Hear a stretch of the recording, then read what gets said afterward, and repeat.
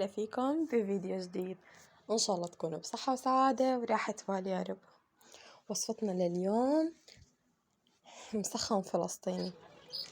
تحية كبيرة لأهل فلسطين ويشكروا على هالوصفة الأكثر من رائعة. أنا هون حطيت قطعة من الدجاج، نوعت بين الفخاد والصدورة حسب عدد الأشخاص اللي عندي وشو بياكلوا. انتو فيكن تستخدموا دجاجة كاملة وفيكن تستخدموا مثل ما أنا استخدمت، فيكن تستخدموا بس فخاد. وأكيد ما بننسى الباقة العطرية يلي هي هيل وقرنفل، ورق الغار ورواد القرفة وإكليل الجبل، المكون الخطير بسلق الدجاج واللحمة. أنا هون ضفت كوبين من زيت الزيتون، وضفت حوالي 5 كيلو من البصل المقطعة ريش أو سلايسات. رح ضيف عليهم ملح وفلفل، قلبهم تقليبة خفيفة واتركهم حتى يدبلوا، وبهذا الوقت بيكون الدجاج عم ينسلق. وهيك بعد ما ذابوا معي،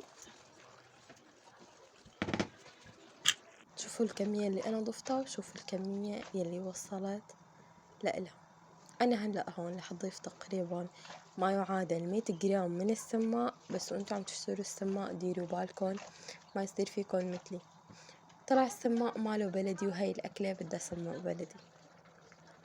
هلأ رح أضيف قطع الدجاج بقلب البصل،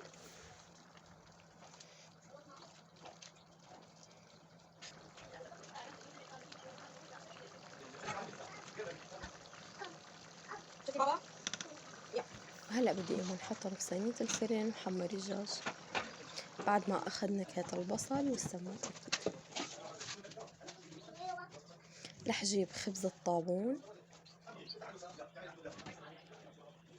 رح خليه يغب من الزيت بهذا الشكل،